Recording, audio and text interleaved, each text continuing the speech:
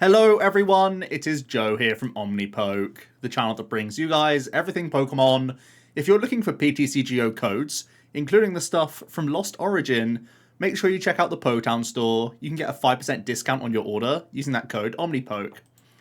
For today's video, we have 6 tournaments that have been played over the last week online that are over 100 player events, and seeing as though we're still in the early stages of the Lost Origin meta, where we will begin to start having some regional results, and even the big Limitless tournament happening this Saturday. I thought it would be good to look through, once again, some of the results of the top performing decks.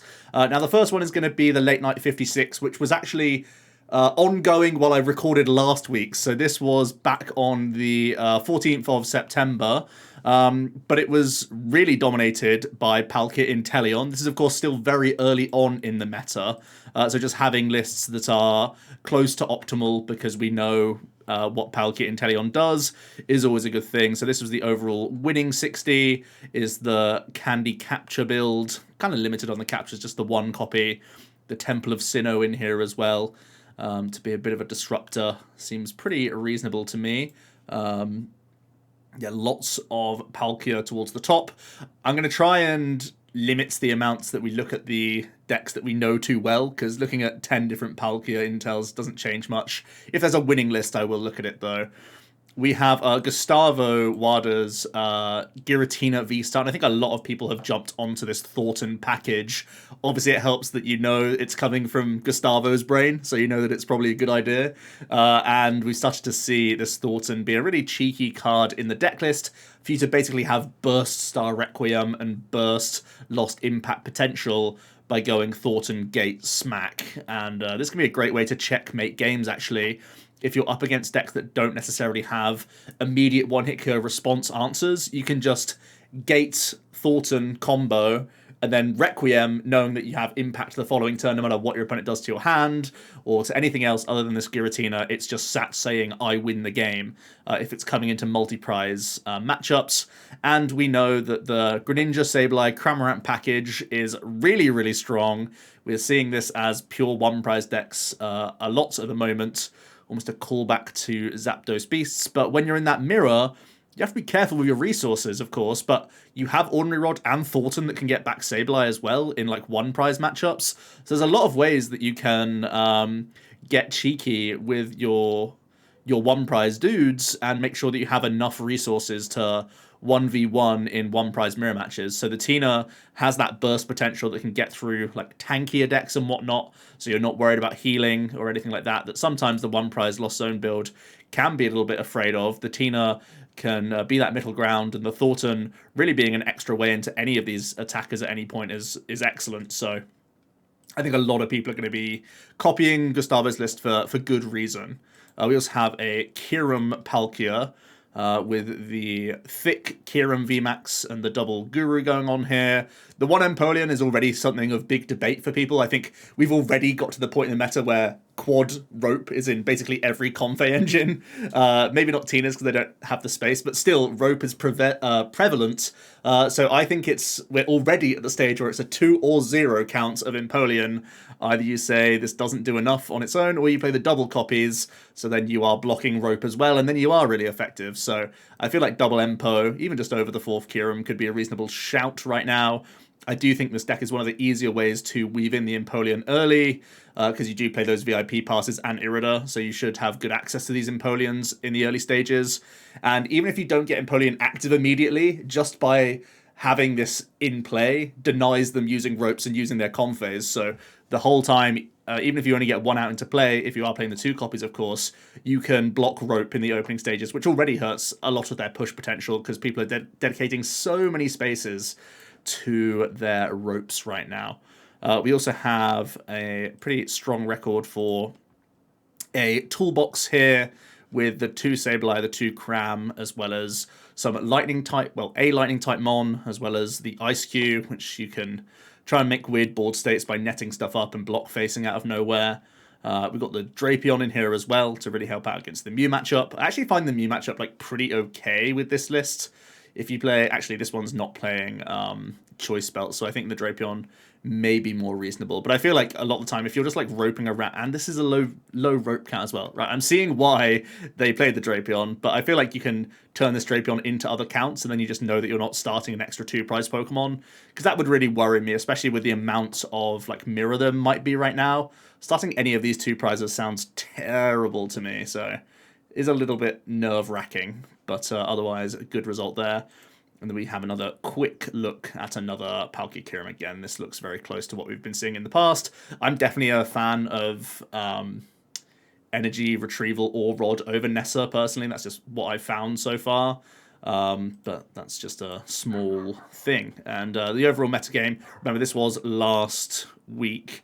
It looks like Palkia Inteleon was the most played deck, followed by Hisuian Zoroark. I think already the hype is starting to come down from Hisuian Zoroark. We'll look at the metagame at all of these tournaments, but I think people are realizing that it doesn't have a wide enough like matchup spread, and basically Palkia Kyurem and Mew are the only decks that put like lots of 2 prizes into play all in one go, because Tina and Palk Intel can be limited with the amount of 2 prizes they feed Zoro, which means they're basically all bad matchups for Zoroark.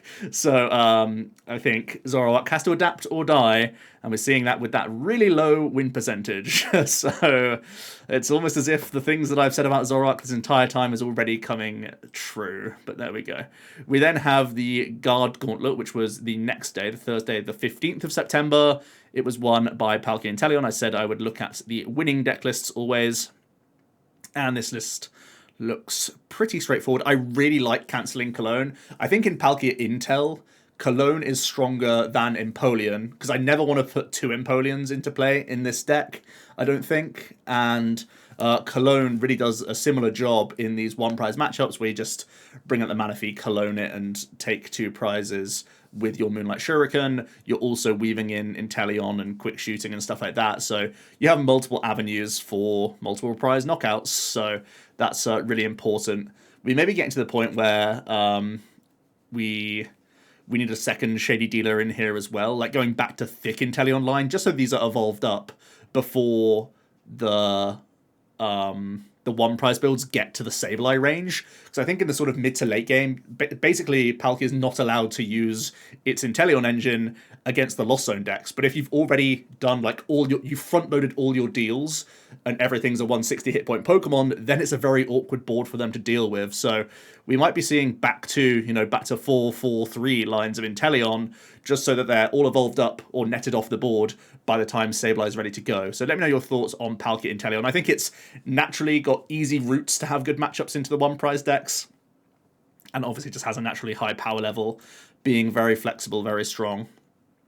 We have Arc Aggron with a very respectable 8-2-1 record. I do still like this Arc build. It's one of the most aggressive ones into multi-prize matchups, and it plays the Paths and the Marnies for disruption in general, which is always really nice. I am a little bit concerned about this deck's lack of options against some other 1-prize matchups, because we're not playing anything like Hyper Potion or Sharon's Care. It is playing Collapse as the sort of only way to remove damage stuff from play, and maybe that's a little bit cheeky. I actually really like Collapse coming into more and more deck lists. I think there is space in the game for Healy Arceus builds. I just don't think they're Inteleon Arceus anymore, because I'm terrified of leaving Sobbles and Drizzles around because they get punished so heavily. So yeah, I think there will be some Healy Bibarel arcs coming into the meta, especially because, as we see in some of the more recent tournaments that we'll get to momentarily, there's a lot of 1-prize builds out there. We see a Cram Kuno, which is really cool. You gain so much space by just having the late game of the Sableye, and that's like your only energy in the deck. You also get to play Paths as well as Ropes, and Path gives you some more protection against Empoleon, which is really nice. Ness is an interesting card. I don't think you necessarily need 2 of them, though. That's a little bit weird. We've also seen builds like this that are also playing Pokestops as well, because you can, in theory, thin a lot of your basics out early and then just Pokestop the rest of the deck, essentially. You get a lot of hand advantage by playing Pokestops in these sorts of builds, because, I mean, look at the space. You've got Trekking Shoes and Gutsies in here, so you just cycle through the deck. I would like to see a thicker emphasis on Sableye, even in this build, to be honest, because it's just so important for Mirror now, but I think this could easily be a deck as well. The Articuno sitting at 120 can mess up some Mirror situations as well. We keep feeding them to the opponent, at least in the early stages, force them to spend Zigzagoon on Articunos rather than spending it on like Comphase to do Lost Mine plus Roxanne shenanigans. So I think the Articuno is probably one of the more inferior builds, but it's so linear and straightforward. You have to give it some respect. We've got a Regis in here with a couple gifts going on, playing a Glasses, not playing any Thornton. I'm personally of the opinion that it's best without Thornton right now, just so that the deck functions. You have the heavy path. It's not only for Duraludon anymore, it's also for Empoleon that's, you know, catching you in the crossfire. So I would imagine Path is pretty much a mainstay going forward in these Regi decks. So that's just something to bear in mind. I do think this deck is reasonable into some of the one prize stuff. You can make life awkward for them, again, by having the Gigas at that higher hit point threshold, and you do have nets and stuff. You can remove a good amount of damage. If you choose to play the Sniping Alecki as well, having 130 hit points being something you can cycle a lot more often gives them less easy targets to Sableye chain on. So these are just some small notes here. I do think Regis can survive. It probably does have to play Path, though, which is a bit off-putting for consistency. Eternatus, and that's a name I haven't heard for a long time. But Weezing. I guess Weezing is the selling point here. Even if I was playing Weezing, I would honestly play Crobat VMAX over Eternatus. Like, probably. Maybe like a Crobat Samurott Weezing deck could be a deck. Because having Samurott as a 1/1 line is obviously good for like prize mapping, and it does give you higher damage output availability. I mean, it's higher output and more useful than Eternatus probably just on its own. But there we go. I do think there's room for Weezing in the game. It's boring, and it's like no one wants to face this on ladder. But there are obviously good merits to neutralizing gas. It's more universal than the Empoleon, obviously. But it does have to combine with Hit and Run, or you have to be content just sitting there doing Severe Poison and Sneasler for a few opening turns, and you're hoping for the best. So combining Weezing with Marnies, with these defensive stadiums and stuff like that, maybe even with Hammers, you know, all the toxic cards, throw it all into one deck and just stop the opponent playing the game is certainly a tactic that you could be looking for. I wouldn't be playing it with Eternatus personally, but I do think at some point I've got to put Weezing on the channel, and I'll be exhaling the entire time and upset because I don't want this to be a factor in the game. But it seems like a reasonable card to be playing right now, to be perfectly honest with you. Then we move on to the 20th of September, the Goon Squad series. How many players were in this one? Can I see from this? No, I don't. I feel like it was more than this many people. Anyway, it's telling me it was 117 or so. I thought there was more for this one. But anyway, we have lots of the late nights, which are many hundreds of people. Regardless, we have a Kyurem Palkia winning the whole thing. And it's still playing the one Empoleon. I mean, for me, double Empoleon just seems like so correct. I like seeing Rotom sneaking their way into this deck list, though. It gives you extra access with Wisdom to some cards, especially like turn 1. Being able to maybe phone a VIP pass could be huge. Phoning for Bucket can be huge as well. There's a lot of things that you can get a value out of, and it just makes the most out of double Wisdom every turn, because there are times when you don't want to Glaciated World or whatnot, so just having a phone to try and hit a supporter in those openings as well is no bad thing.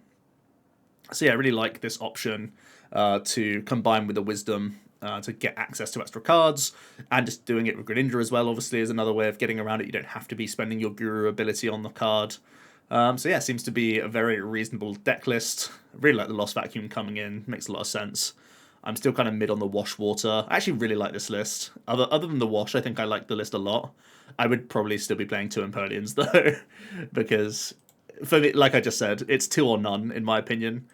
We have Inteleon VMAX, a Cheryl deck back in the mix. So I'm very sus of Intel engines, and even using Octillery right now against the one prize stuff, and just any Lost Zone engine in general, because they'll all play Sableye, right?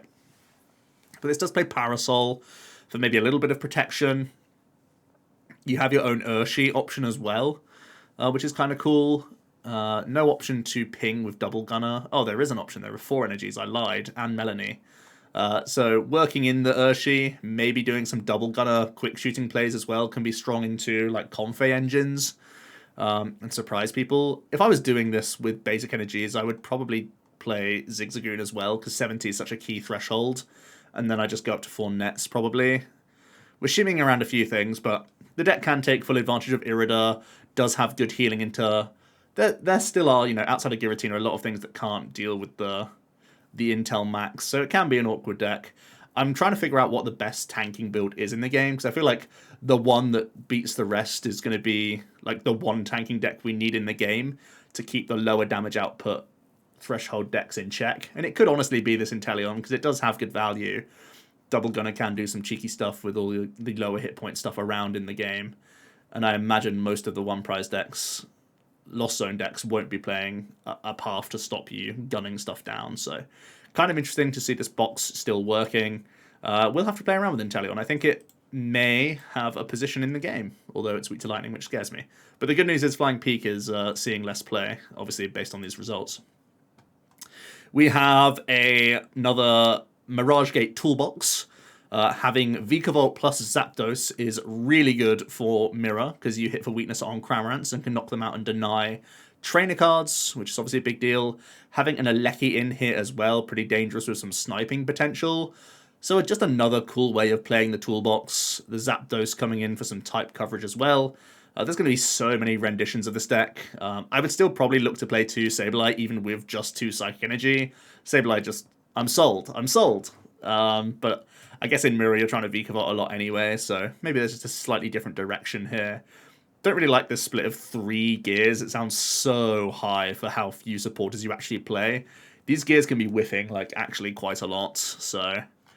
I don't know, I feel like cutting at least 1 to get a Roxanne in here would make sense. Something like that. Because Roxanne Vikavolt hit is also really good in a lot of spots. But yeah, just another toolbox option.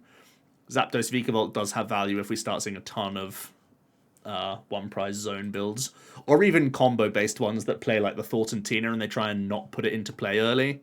That's also pretty good. We have another Regis doing pretty well. Again, keeping it simple. So the best Regis right now are non-Thorntons, which makes sense because I feel like it's too inconsistent right now already as a deck. We have a Tina doing well. Got everyone's playing the water package now. I think that's pretty much known as core now. Initially, I was definitely just not playing the water package. I just wanted to try out the simplest build possible, but it seems like the ninja value is just way too high and gives you that license. Like, it's just an extra one prize attacker, I guess, to allow you to keep this going. When you don't play Thornton, I would like double Rod, personally, and I would probably try and make space for another Court to sort of make up for the Recycler being cut. But outside of this, looking pretty good overall. We're getting close to optimal Tina builds worked out, I feel like. The floaty cast playing, this looks much more like Gustavo's build. Has the Thornton, has the Jammer in here for some reductions or some removal. Jammer's actually really annoying for some Confays as well at times, so it's not just health buff. The Ziggy in here as well to get cheeky and like when you're trying to stay as a one prizer. Pretty cool. And then we have another Cram Kuno, just a 5-3 record. So maybe a bit generous to be looking at this list, but it is playing the double Cram and the Lizard. This actually looks quite close to what I posted on the channel, except I had like a barrel engine. I had like a mini Articuno commitment is the word that's actually a word. And you have like the heavy belts. So I like the aggression of 4 belt with Zard and with Cram. Makes a lot of sense to me. But essentially they've stripped away the Bibs. And Bibs is a weird one because it gives you so much protection against Roxanne. But a lot of the time, Sableye, Roxanne is a combo people make anyway, and they just deal with Bibs. And then you're just like, oh, I guess this barrel did nothing. So maybe just having more switch-outs in the opening stages is just the right thing. Let's just get the fuel going early. I'm going to have to revisit this type of build, because I've been lured away towards the dark side, the Mirage Gate builds as of late. But I do like this. You know, the Articuno and the Zigzagoon gives you enough commitment to beat Regis pretty happily. And to have like just burst potential in Mirror. which is kind of cool. And Zarda's obviously just a big clean-up mon in the later stages. Don't know how much I like just one fire. That seems a little bit cheeky. Because it means that at any time you chorus or select, like, you have to take it, otherwise you're just dead. And you kind of already have to do that with the Zard and a couple other pieces, so just a few things there. But this little build is obviously very strong as well. It's funny that it picks up on the Articuno straight away just by playing a couple of them. The algorithm is certainly in motion. We have plenty of late nights here then, so we're back in September 20 now, so just a couple days ago as of recording. We have Giratina coming out on top. Once again, what can we really say about this list at this point? We're getting really close towards similar 60s at this stage, so obviously doing well. We'll have a look at the second place Palkia because it's from a Japanese player. Maybe if there's some spice in here, but not really too much to be seen. Pretty straightforward list. Like I was saying, it's got the thicker line of the intel, which I'm kind of a fan of. Like I said, you want to evolve these guys up before Sableye can do its nasty business. So just by having the extra physical copies, it makes sense to me. Just so that, like, yeah, deal with this 160 hit point Mon. Good luck, have fun. We have another one prize Cram. I think at this stage, by the 20th, I think we saw the list from Japan that got second place. Because now is when we're starting to see the Pokestop come in. So I think at this point we've been meta manipulated by the Japanese 3,200 player tournament, and everyone's seen that this has just done really well. So people are just copy pasting that list at this stage. So that seems reasonable to me. I do really like Pokestop in the deck. You have the power pad to give you some recovery of these things, so then everything else is essentially allowed to be put into the bin, which is kind of cool. I'm really mid on the Lost Vacuums. I know it turbos your Sableye, which I like. But it feels like it's always a card that I'm happy to Lost Zone myself from a Comfey and from a Colress, unless I'm just like a card away and then the Vacuum gets me there. So maybe it's like just good enough for being that effect, but I oftentimes find myself being like, yeah, okay, that's the first decision that I get rid of, like alongside VIP passes, which is kind of wild. Let's have a quick look at a Mew. I don't think we've looked at many Mews today. So there is a DTE build going on. I'm actually terrified of the DTE build in terms of, like, I think it's not very safe to play the quad DTE anymore. Because, like, I know a lot of people have seen success with it and it did well in the last set of regionals, but this build cannot beat Drapion, right? It just can't. There's no way this can beat a Drapion, surely. A Drapion will just beat you immediately, right? Just on the spot. If you play the Meloetta build, you can still race, and there are times when the Drapion doesn't do anything. So the Lost City is like a false sense of security, and it's like way better in the one prize decks than actually against Drapion. But that's just one man's opinion. Looks like a straight Kyurem here. So this is a 1/1 line of the Palkia. I don't know. It feels too important to play Palkia. You've got to go 2/2, right? This isn't even playing like Incense to get off Irida or anything, so you can't go like Kyurem, Palkia. You'd have to like weave in an Ultra Ball, which scares me. Vit Band. Are you trolling? What are we Vit banding? What are we Vit banding? What can we not knock out as a one prize Pokemon? Is it for Empoleon to hit 140? That doesn't sound right. What is this? What is happening? I know that Max Frost 280 is like the number that you need. Are they just saying that 280 and 330 are like... Is this just like min-maxing? But Vitband is so much worse on Palkia. That's what's weird. Why would you not play a 1/1 split when you play Iridas anyway? I'm confused. I'm sus. I'm sus for sure. This is a very heavy ball search build compared to like the typical VIPs that we see in the deck list. I'm sus. I'm confusion. Visible confusion. We have another one of these toolboxes with the crab. I believe this was also inspired by an online Japanese, not online, a Japanese Champions League 60, where we have the Raihan Zero Aura package that can put a shift in against Palkia, but also just be a way to clear an Empoleon off the board via Raihan rather than needing to have Mirage Gate, which is kind of cool. And then the Crab can put in a big shift against Sableye, just getting excess sprinkles on certain things and even having the Zignet as a play. Kind of cool going on. I think if I play Zero Aura, I want to play double Raihan though, because if you really want this to be your defense against Empoleon, you probably just need to have right hand on the spot, otherwise you still start falling behind. I guess you have ropes as well, so it's like, I don't know. But there you go. We have then just some Palkias to end it up. We have a non-intel Palkia, which I still think is certainly interesting. This looks very close to Tord's list from regionals. Yeah, this looks very Tord-like. So there we go. A straightforward 60. If you're going this build, though, you probably need double Empoleon again. I'm going to keep preaching Empoleon. Empoleon makes so much sense in Palkia. Like, I know I tried to shoehorn it in Zoro, and I may have taken a step back from that approach now. But mostly Zoroark's has been doing trash recently. But, I mean, its win rate's not that bad. But yeah, in Palkia it makes way too much sense. And Lost Zone Box was actually the most played deck in this tournament. It got second in the Japanese tournament. Giratina got first. So during this event, I feel like more people would have been net decking those lists exactly. And I think the same thing will be said for the next two tournaments that we look at, the next two late nights. So we're seeing the precedent where people just go, oh, this just won the biggest event of the year in this format. Let's just take a look and take it for a spin. So that's always good to see. Let's have a look at a couple more. This is the Late Night 58. On Wednesday it was played. I think this is like a 400-player event, something like this. There was so many people. Yeah, 416. Really nice to see the community still alive and kicking online. And then we have Cal Connor, who got a very impressive record with what looks to be a carbon copy of the second place list. Just giving it a spin. And we know Cal's a very good player from the World Championships and from way before that as well, of course. So piloting a good deck. We have a second place Intel Palk with the Candy plays. Again, the 3 Inteleon. I definitely like this. It doesn't like. It's weird to say that double deal plus quick shooting is like a tech card, but it almost is just like protecting Drizzles from just being in play at that stage in the game. So yeah, seems reasonable. The Temple in here as well, pretty cheeky. We have Mew. We have lots of the one prize Cram.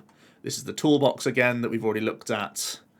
So people just cherry picking the decks that have done well. This is the same as Cal 60 because it's the one that we stole from from Japan. And is this another toolbox? Stop me if there's anything new, but it looks like it's all things we've seen before. And then we have another Mew. Is this going to be a mellow build? No. So the DG is still just doing well. Is there just not enough Drapion being played, do we think? Or is Drapion the lie? Does Drapion not do enough? Even for the quad DTE? I've always been a bit of a hater of this list anyway, so I might just be biased. But I feel like it's just so unsafe into whatchamacallit, into Drapion. So this comes to this morning. This was played in my time at least. So very up to date here, and we have a Tina doing well once again, an 11-2 record with the Thornton package, with the fish to try and help you get Thornton and Roxanne, which is really nice. This is really, really cool to see this deck coming to fruition. There's a lot of recycle as well. I think respecting one prize decks means you play double Rod and Thornton, so you can like always constantly get back Crams, get back this sort of stuff. You can also lull your opponent into a false sense of security by like putting a fish down early and they like spit on it with a Cram or hit it with a Sableye or whatever, and then you go, okay, cool, Thornton this away into a one prizer, or Thornton it into like if they're just tickling the Luminion for like 30 or something, you know, trying to get it in range of a Spit Innocently, or if it's like excess counters going onto it, then you turn it into like a Cram that just survives, or into a Greninja even, if you've used Greninja in the game, and it's knocked out and it can survive like the Lost Mine for 120, you can make some cool plays happen where your opponent thinks they've got a map planned out and you've just like denied a turn from them. There's a lot of flexibility with a Thornton. It's not just the Tina play that comes out. It's like it can chain a Cram, it can get immediately back Sableye with Trading Court and whatnot. So it can make some cool plays. I really like the space saving that we have with the Tina now. It just makes a lot of sense, and it's a complicated deck to play. So many options with it. Oh my goodness, it's a Kieran Palkia that I love. They're doing it. They're doing it. I love this list. This is the 60 I would play for Kieran Palk right now. This list is looking clean. I like every choice. It's playing Retrieval, it's playing just Basic Energy, and it's playing 2 Empoleon. Love to see it. It's even made a space for 2 phones. Man, this is Galaxy Brain. Lucas, you genius. That is a list. I really like that 60. Good job. Then we have more toolboxy stuff that we've seen before. It's always good to get to know these sort of 60s, so even these things that look unconventional are now like becoming standardized. We have a defensive Duro back to Caves and Heavy Avery and just 2 Hyper Potions, but still enough perhaps. I do think Duraludon has a place in the meta still. This is probably one of the decks that has the best time into this new wave of one prize stuff, and it's still naturally like reasonable into Palkia. Maybe a little bit weak into the Kieran build, as we see a few more of them here. This is back to things that I don't like as much, like the Wash, the 1 Empoleon. Like, what's the point in 1? You know, what's it doing? What are you doing here?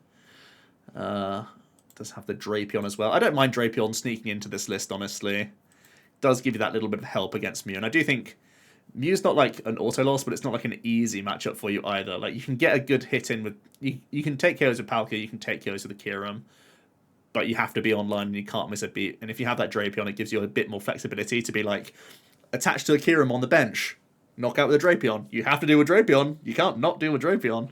And then Kieran's just like, okay, cool, Kieran game. So yeah. And there is an Arc Peak that ended up in top 8, so not done yet. Ooh, interesting. Got some really interesting stuff. We've got a Drapion in here. Got a Zamazenta for the Kierums. Has a Collapse as well. So an Arc Peak toolbox going on. Very sneaky. I do really think Zamazenta V has a lot of potential, even in Mirage Gate decks, possibly. Like Gudra with Mirage Gate could play a Zamazenta and burst this guy out as a late game beat stick and have a better time into Kieran VMAX. That's where I've been playing the Zamazenta most, actually, in recent Gudra builds. So a card to look out for, but obviously still reasonable in Arc. Because that coverage is important. We've seen it before with Aggron. We've seen it with Aegislash VMAX even. So having Zama in here is kind of cool. Just one path really does scare me, but I guess you're saying that Drapion does enough. Just knocking out one Mew VMAX is enough for you to win the game, but that scares me. Still plays the pump, even with 2 different stadiums and just one path. That's kind of funny. Yeah, there's something here. Arceus is evolving. It's adapting. It's surviving. It's finding ways to do stuff still. I don't know if I like quite this many things going on, but I like Collapsed. I like potential Sharon's Care coming into bib lists. I like exploring new type coverages and new ways to answer. Kieran and Mew makes sense to me. I think my favorite deck to play right now is the one prize boxy decks, but I think Kieran Palkia would be like, if I was playing in a deck playing in a tournament tomorrow, I'd probably play a list really similar to Lucas. It's actually just while I'm here, I'm just gonna. This isn't even for you guys. This is just for my own purposes. Let's see what they lost to.